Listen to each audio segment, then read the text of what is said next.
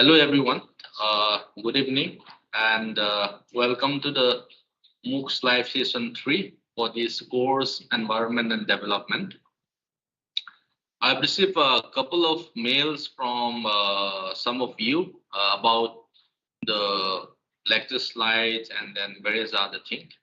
So I'll ensure that the lecture slides be uploaded in a day or so. I'll hand over to some of those people who are uh, in charge of the uploading those slides. So please log in, and if you have any questions, feel free to post your questions. I'll be happy to answer, address some of those questions if you have any. In the meantime, what I do is try to briefly go through some of the important themes which we have covered in the last few weeks. The first one, we deliberate upon a theme on gender approach to development, wherein we look into how the various strands of feminist movement, which began in the West, and also how it operates in the third world societies, which have to a large extent uh, been the responsive to some of the issues which women have particularly faced as a consequence of the so-called process of development. So many of these economic and social issues have been of primary concern to feminists, more importantly in the third world societies. And if we have to, contextualize and then try to look into, the theoretical approaches, some of the major theoretical approaches to development which have dominated development thinking in the third world countries, more importantly from the 1950s, which are, for instance, the modernization theory, the underdevelopment and dependency theory, which have began during the late 1960s and the 70s, and also the neoliberalism, which have mostly marked during 1980s. So one of the main concern here is how do we position or contextualize women in development? So women in development was more specifically applied to certain actions which are being designed to ensure that women benefited, or at least did not suffer from some of these development efforts. If we are to take, or one has to take a broader view of the differences in terms of the behavior which is expected in women and men, and also thereby seeking their causes and their consequences for economic and human resource development. Now we have also deliberate upon looking at how there's how modernization theory and the feminist agenda has to be critically looked into. So therefore, historically, if you look at the transitions which happened from the tradition to the modern societies, it was believed that modernizations would be emancipatory for women, and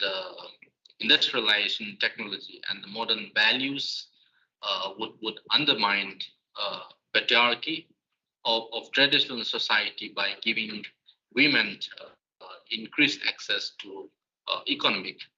resources. So there is also a critique of this modernization where the development project by and large benefited men and often at the expense of women, and also displacing women from their traditional productive functions, and also diminishing their power, status, and income they had previously enjoyed. So more or less they are confined to their domestic space or merely remains housewife. So therefore, the development planners ignore women's productive activities partly because uh, the national accounting ignore much of women's work within the household and the subsistence economy, assuming them to be housewife, credit, and other forms of assistance to men, uh, which is of course opined by Roses way back in 1980. And it was also argued that the process of economic modernizations particularly marginalized women economically and socially, and also to a large extent increase their dependence on women. So therefore, we could see that development in some sense has, to a large extent, becomes a ban for many of the women, particularly by thereby depriving them of access to use of machines, and also their positions or social standings in the society to a large extent has diminished because development is male centric in that sense. Now we have also deliberate upon the theme, the climate change interventions and policy framework. As we all know, climate plays an important role in terms of shaping the natural ecosystems, and also the many of the human economies and cultures are primarily dependent on them. But the climate, to a large extent, we have come to expect is not what it used to be, because the past is no longer a reliable predictor of the future. So therefore, we could see uh, rapid changes in terms of how our climate is rapidly changing with disruptive impacts, and that change is progressing faster than seen in the last centuries. So therefore, we could see that, including India, which has come up with a climate change policy, and one of the national action plan on climate change was released on the 30th June 2008 to state India's contributions towards combating climate change, particularly. So the plan outlines eight national missions running through 2017, and it outlines some of the important measures on climate change related adaptation and mitigation, uh, while simultaneously advancing development. For example, some of the national missions planned includes the solar mission, the national mission on sustainable habitats, the national water mission, national mission for sustaining in the Himalayan ecosystems. So therefore, we could see that these are some of the primary agendas outlined by the India's climate change policy. We also take up some of the case studies by engaging on the available secondary literature, particularly by looking at the Eastern Himalayas and climate change, why Eastern Himalayas is important, and then why the mountain biodiversity is important vis-a-vis climate change. So mountains, as we all know, are the most vulnerable and hazardous environments in the world, and they also are harboring rich repositories of biodiversity. So therefore, the Eastern Himalayas, for that matter, plays a significant, uh, uh, important hotspots of biodiversity, and also being termed as one of the crisis ecoregions or the biodiversity hotspots and endemic bird areas, or the mega diversity context. So for the forests of this Eastern Himalayas sustained many rivers, which are the lifeline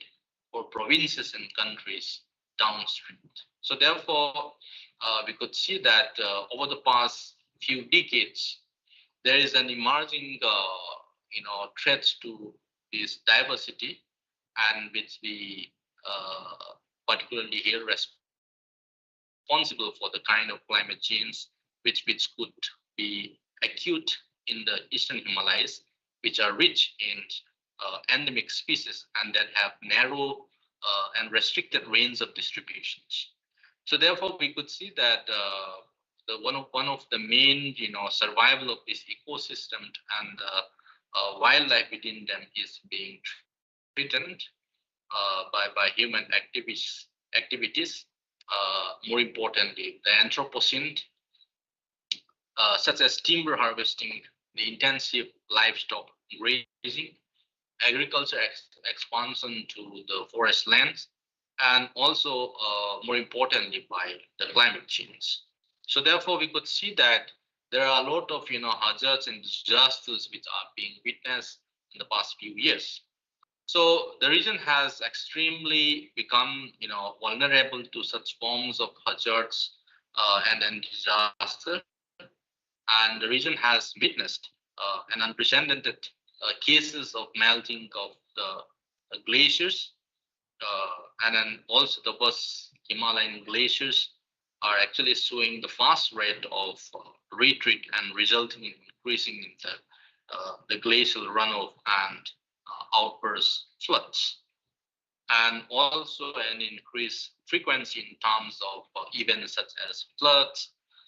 mud flows, and avalanche affecting the human settlement. So therefore, we could see that how climate change to a large extent has posed a threat to humankind, and all the more as a consequence of this, many ecologists and scientists to a large extent has come up with the urgent need or to recognize the local communities in terms of to become as a custodian or in terms of conserving the rich biodiversity in the regions. So therefore, we move on to trying to locate the various forms of ecological knowledge and how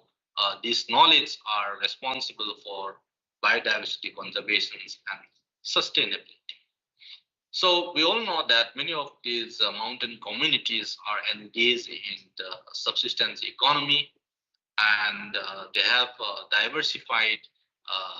resource use and indigenous knowledge system, and also they have traditional institutions which has been in existence for generations, and how knowledge and sustainability are interlinked with the land which they had inhabited. So therefore, we also have this practice, for instance, the sacred grove in some way is particularly responsible for enhancing the resources, that is biodiversity conservation. So I'm not going to detail of what the meaning of what sacred grove and so on and so forth. And we also have the various traditional religious system, the belief systems and conservations of nature, even in regions like Northeast India. And then we have many traditional practice and belief systems which tends to replicate and show a symbiotic relationship of humans and nature, and also the natural resource conservations, where many of these indigenous communities show a reverence to the many of these spirits which are supposedly believed to be inhabiting some of these spaces. So therefore, the notions of creating a binary between nature and culture, or human and nature to that extent, is absent to many of these traditional societies. So therefore, we could see that the traditional societies maintained a holistic view of the socio-ecological system, which is often protected by the cultural and the religious values, beliefs, and rituals, which are interlinked and intimately related to the management of the ecosystems. So therefore, we could see that many of the human cultures attribute meaning to the natural systems and processes in various ways, including livelihoods, cosmologies, worldviews, and the spiritual beliefs. And therefore, we could see that there is also, a debate which is going on where many of these indigenous communities in Northeast regions have of late for the past, 100 years or so have embraced the Christian religious belief system. So if you would recall, I had deliberated upon the Lin White Jr.'s works on the historical roots of ecological crisis, wherein he argued that the Christian religion in its Western or European Eurocentric form is very anthropocentric, and therefore this new belief system, to a large extent, has imposed a kind of the human tendency of controlling nature, or in other words, how nature is being appropriated for and the utilized for certain kinds of its instrumental value. So therefore, you could see that there is a dramatic shift in terms of the way in which many of these traditional communities has also, to a large extent, strained their relationship with nature in the past few decades, and being influenced by certain kinds of exogenous factors like market and also different kinds of worldview have, to a large extent, has impacted on the way in which how nature is being treated and perceived. So we also have deliberated upon the debates of how indigenous knowledge can be contextualized in the debate of environment and development. For instance, we have tried to familiarize ourselves with terminologies like life projects vis-a-vis the indigenous field. What life project refers to and what development project refers to. It sort of like create a kind of dichotomy between the two, where the life projects are basically based on the history, culture, and memory of a particular community in their natural setting or the environmental space which they have been inhabiting for generations. So therefore, they have that long history of attachment and belongingness, or in other words, the biodiversity conservation or the environmental ethics, which is interwoven in the community. So therefore, which is again totally different from the development projects, which is typically based on the Western scientific thinking. So therefore, you could see that there's a long debate on the way in which how traditional ecological knowledge and sustainable development is being defined. And also, I dwell upon looking at how the relevance of indigenous knowledge by basing on a case study of the Kuki tribal communities in the Northeast. So I'm not going into detail of that, but definitely yes, in that case study we have tried to look upon some of the rituals in the traditional Kuki life world, where the Kuki indigenous knowledge system lies at the core of their ritual practices and their understandings of themselves and their environment. So therefore, we could see that ritual plays an important occupies an important place in the everyday life of the Kuki community in the pre-Christian days. So therefore, we could see that rituals in different kinds of activities, for instance, in zooming or zooming practices allow the local forms of environmental knowledge which needs to be kept alive, and then which can be sought to play an important role in keeping links of this ecological knowledge with religious or spiritual practices within the ambit of this ecological sustainability and environmental conservation. So this particular course, environment and development, we begin by situating or familiarizing ourselves with some of the important concepts relating to what sustainability is all about, and then the various discourses and paradigms of development by taking cases of, whether it's mining, dams, or certain kinds of, how development has impacted human life and the environment in total, and also how people for centuries have managed the resources, and these are some of the important facets which themes which we have taken for this course. So I'll stop here, and as I had mentioned that some of the requests which you all made, I'll ensure to comply to that, and all the best to you all for the upcoming